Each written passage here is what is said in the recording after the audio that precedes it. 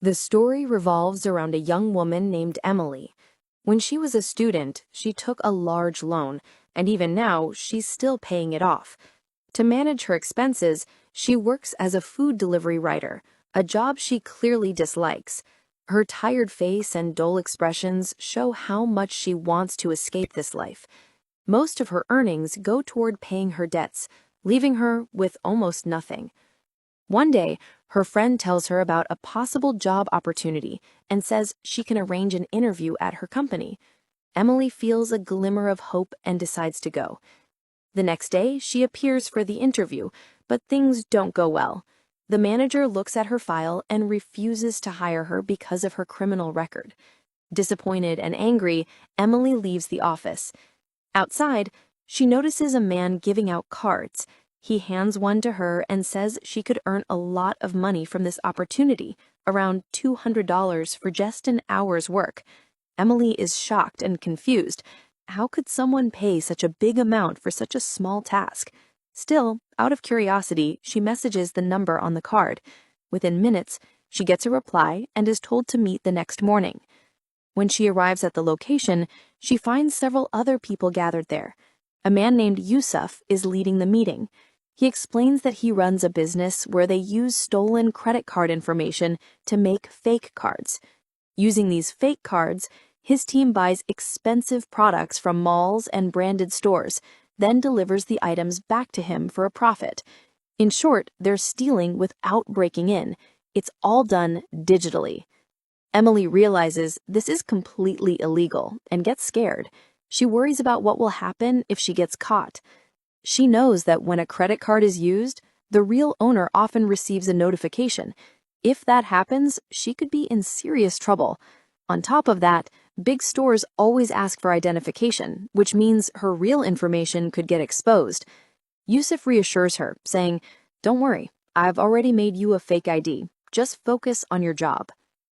Emily isn't fully comfortable with this, but the thought of her debt pushes her to agree. The next day, following Yusuf's instructions, she walks into a big electronics store and uses the fake card to buy an expensive LED TV worth $2,000. She manages to pull it off successfully and earns her first $200. When she brings the product back, Yusuf hands her the money and tells her he has another job for her, a much bigger one. If she does it well, he'll pay her $2,000. He gives her a new phone and says that from now on, they'll only communicate through this phone for security reasons. Emily asks what kind of work it is, but Yusuf only says, "You'll find out soon." Yusuf's illegal operation continues to grow. He recruits people like Emily, desperate and broke, to carry out risky tasks for him. He sells the stolen goods and earns huge profits. Emily waits for his next message, but days pass with no reply. Frustrated, she throws the phone into a trash bin. Suddenly, the phone buzzes with a notification. She quickly picks it up and sees a message from Yusuf asking yes or no. She immediately chooses yes. She goes to meet him again. Yusuf explains that this time the mission will be even more dangerous. She has to buy a car using a fake card and must be quick. He warns her that when such a big purchase is made, the real card owner will get a verification call within 8 minutes. She needs to complete everything and leave before that time. Emily accepts the challenge and goes to the showroom.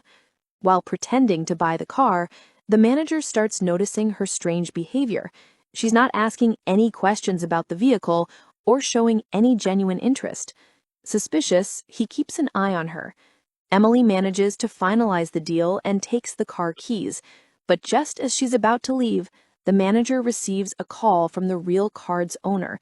The owner says she didn't make any purchase. Realizing something is wrong, the manager rushes toward Emily, grabs her hair, and tries to pull her out of the car. Emily panics, but reacts fast. Shoving him away, he strikes her in the face and her nose starts bleeding. She starts the car and drives off furiously. When she reaches Yusuf, she throws the keys at him in anger and says, "Here's your car. I'm done with this." Yusuf calmly gives her $2,000 and offers to drop her home.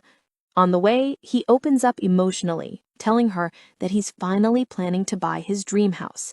Emily looks at the picture of the house and asks, "Can you really afford something like this?" Yusuf smiles and says, "There's more money in this business than you can imagine." Emily becomes curious and tells him she wants to learn how everything works. Yusuf, who's secretly attracted to her, agrees. He takes her to a hidden room where he keeps all his illegal equipment, fake IDs, computers, and a special printing machine used to make credit cards. He teaches her how to print the cards and how the entire system operates. Emily quickly learns the process and becomes skilled at it. But Yusuf warns her never to use the fake cards for personal purposes. She can't use them at ATMs and should only shop at selected stores. Soon, Emily takes the machine home and begins making cards on her own. She buys expensive products, sells them to black market dealers, and earns a lot of money.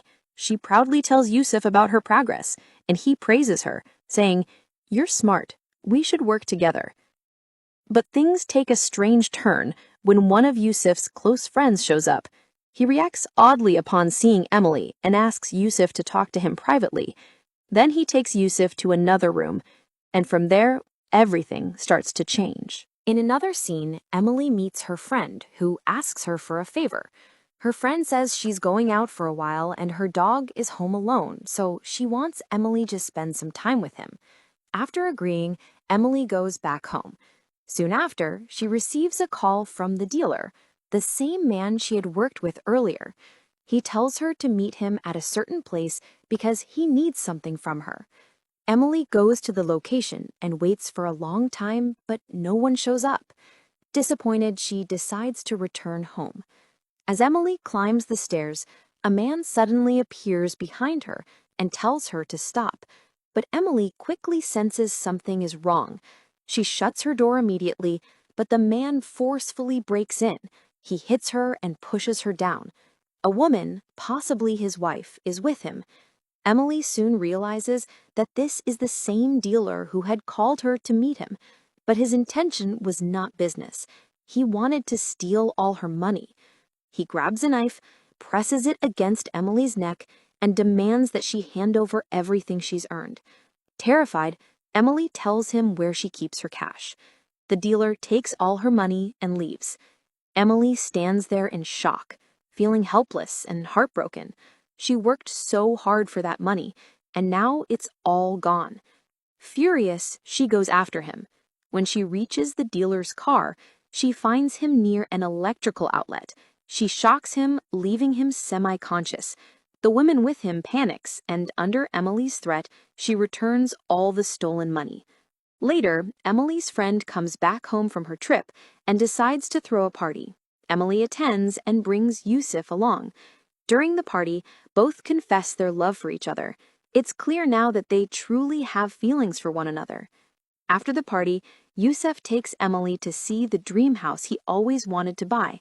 There, she meets Yusuf's mother. But things turn tense when Yusuf's cousin arrives, the same man who had reacted strangely upon seeing Emily before. He tells Yusuf's mother that Emily made a mistake. She was told not to shop at the same store repeatedly, but she did it anyway. Now CCTV footage has been recorded, and if she's caught, everyone could be in danger. Emily gets angry and says no one can stop her from doing her work. She promises to face every challenge. Yusuf, trying to calm her down, says, "You don't have to worry anymore. How long will you keep living like this? I've made enough money. I just want to live peacefully with you. All my money is in a joint account with my cousin. I'll take it and we'll leave this city forever. I'll never do this illegal work again. I just want to be happy with you." Yusuf then takes Emily to the place where he keeps his cash. But when they arrive, everything is gone. His cousin has betrayed him. Both are shocked and speechless. Yusuf tells Emily, "Money doesn't matter. I just want to start over with you. I'll work again, and once I have enough savings, we'll leave." But Emily insists, "Yusuf, we can't let your cousin take everything you worked for. We have to go and get it back." Yusuf warns her that his cousin is dangerous and capable of anything. He says his cousin can betray his own family. He wouldn't hesitate to kill them both. But Emily doesn't back down. She packs some essentials and convinces Yusuf to come with her. On the way, Yusef finally asks Emily, "Why is it so hard for you to get a job?" Emily takes a deep breath and explains, "I once had a boyfriend. We fought badly and I held a sharp object to his neck just to scare him and make him apologize. But he didn't. He pushed me away and went to the police.